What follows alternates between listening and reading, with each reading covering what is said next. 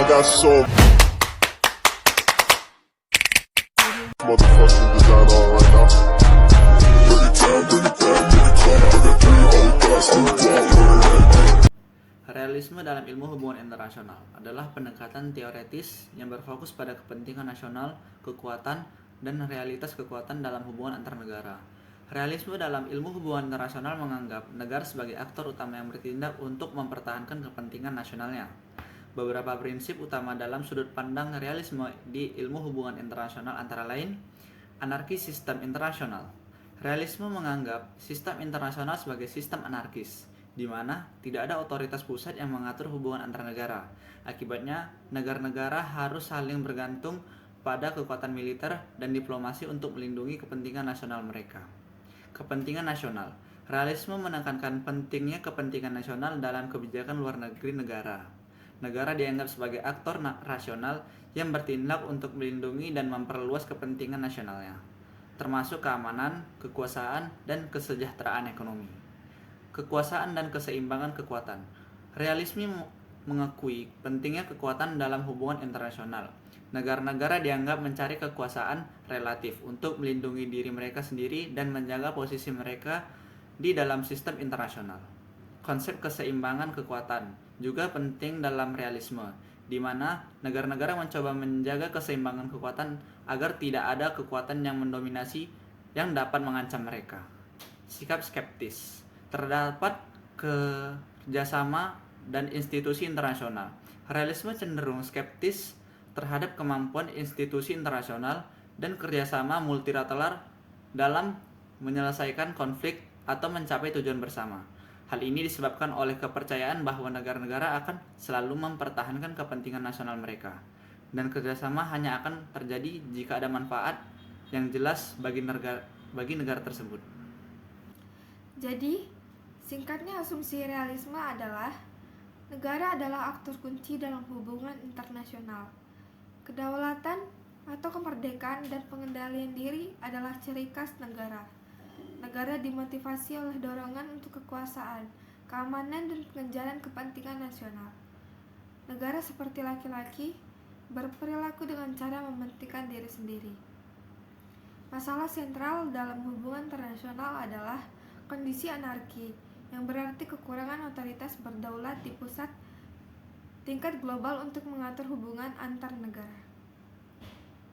Niat agresif negara-negara digabungkan dengan kurangnya pemerintahan dunia, berarti konflik itu adalah realitas hubungan internasional yang tidak dapat dihindari dan selalu ada. Kemiripan ketertiban dan keamanan dapat dipertahankan dengan mengubah aliansi antar negara, sehingga melampiaskan salah satu negara dari menjadi sangat kuat dan dengan demikian merupakan ancaman bagi kedamaian dan keamanan orang lain. Lembaga dan hukum internasional berperan dalam hubungan internasional, tapi hanya efektif jika didukung oleh paksaan atau sanksi yang efektif. Kekuasaan adalah kunci untuk memahami perilaku internasional dan motivasi negara. Untuk realis, bentuk utama kekuasaan adalah kekuatan militer atau fisik. Sifat manusia dapat dikatakan egois dan konstan. Akibatnya manusia akan bertindak untuk memajukan kepentingan mereka sendiri, bahkan merugikan orang lain, yang seringkali dapat menimbulkan konflik. Karena sifat manusia tidak berubah, kecil kemungkinan perilaku seperti ini akan terjadi mengubah.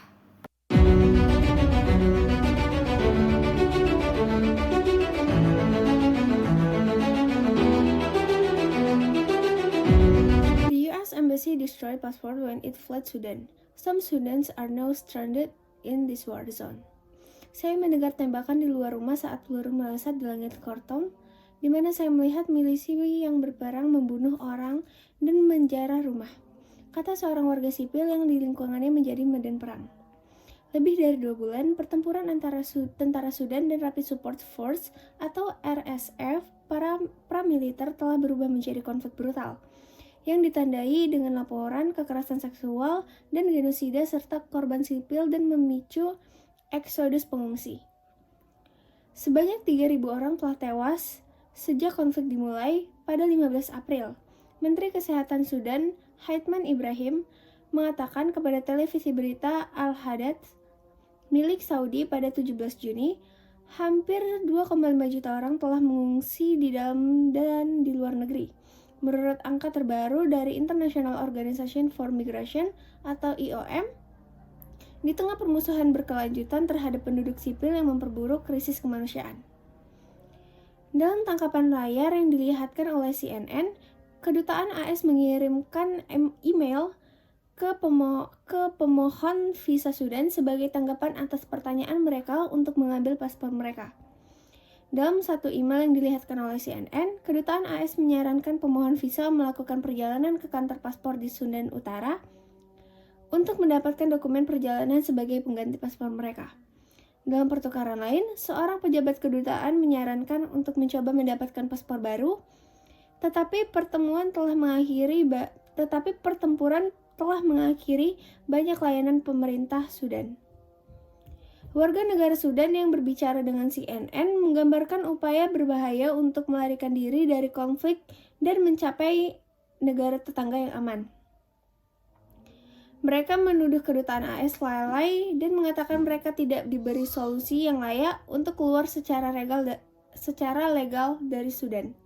Seorang juru bicara Departemen Luar Negeri AS mengatakan kepada CNN bahwa kedutaan memiliki paspor pemohon visa serta warga negara AS yang mengajukan layanan konsuler, tetapi harus menghancurkannya daripada meninggalkannya tanpa jaminan. Ketika kami menerima informasi baru, kami akan memberikan informasi kepada individu yang berkomunikasi dengan kami tentang cara mendapatkan paspor baru atau dokumen perjalanan, kata juru bicara itu. Kami menyadari bahwa kurangnya dokumentasi perjalanan menjadi beban bagi mereka yang ingin meninggalkan Sudan. Kami telah dan akan terus melakukan upaya diplomatik dengan negara mitra untuk mengidentifikasi solusi. Dalam email yang dilihat oleh CNN, kedutaan AS menyarankan warga Sudan untuk pergi ke kantor paspor di Wadi Halfa, tetapi mengakui bahwa ada laporan layanan sebagian besar terganggu. Bentrokan sengit antara tentara Sudan dan pasukan militer RSV atau terus berlanjut meskipun ada upaya negosiasi dan gencatan senjata yang goyah. Meninggalkan warga sipil yang terlantar dengan masa depan yang diwarnai oleh perang. Seperti yang sudah teman-teman saya sampaikan sebelumnya, kasus perang Sudan ini menurut pandangan realisme bisa dijelaskan sebagai persaingan kekuatan di mana negara-negara besar seperti Amerika Serikat, Inggris, dan Rusia memiliki kepentingan yang berbeda dan berusaha untuk mempengaruhi situasi politik di Sudan sesuai dengan kemauan mereka sendiri. Selain itu, realisme juga akan menganggap tindakan militer yang dilakukan oleh Sudan ke beberapa warga sipil mereka sebagai tindakan alami yang dilakukan oleh negara untuk mempertahankan kekuasaannya dan melindungi kepentingannya. Pendekatan diplomatik dan kemanusiaan seperti yang dilakukan oleh negara-negara barat dalam hal ini dianggap sebagai tindakan yang sia-sia dan hanya memperburuk situasi konflik. Oleh karena itu, negara-negara barat seharusnya lebih realistis dalam memandang situasi politik dan militer di Sudan dan negara-negara lainnya. Perang yang terjadi di Sudan dianggap sebagai konflik kekuasaan dan pengaruh yang berharga seperti minyak dan gas, sehingga negara-negara besar seperti Amerika Serikat, Inggris, dan yang lainnya tertarik untuk mempengaruhi situasi politik di Sudan agar dapat memperoleh akses ke sumber daya tersebut. Negara-negara barat mengutuk tindakan keras yang dilakukan oleh pemerintah Sudan terhadap warga sipilnya. Namun, menurut pandangan realisme juga ini negara-negara barat juga memiliki kepentingan tersembunyi dalam konflik tersebut, seperti upaya untuk memperoleh keuntungan ekonomi atau memperkuat pengaruh politik mereka di wilayah itu. Realisme juga cenderung memandang konflik sebagai hal yang wajar di antara negara-negara yang saling bersaing untuk mengamankan kepentingan sosial nasional mereka. Oleh karena itu, realisme memperkuat pemikiran bahwa intervensi militer untuk tujuan kemanusiaan atau demokratisasi dapat membuka jalan terjadinya lebih banyak konflik dan kekerasan. Dalam perspektif realisme juga, negara-negara seharusnya berfokus pada kepentingan nasionalnya dan menyelesaikan konflik melalui negosiasi. Namun, jika negara harus menggunakan kekuatan militer untuk mempertahankan kepentingannya, hal tersebut dianggap sebagai perbuatan alami yang sah dalam politik internasional. Oke, sekian yang bisa kelompok kami bahas di dalam video kali ini. Jika ada kekurangan atau tambahan, mohon dimaafkan dan sampai jumpa.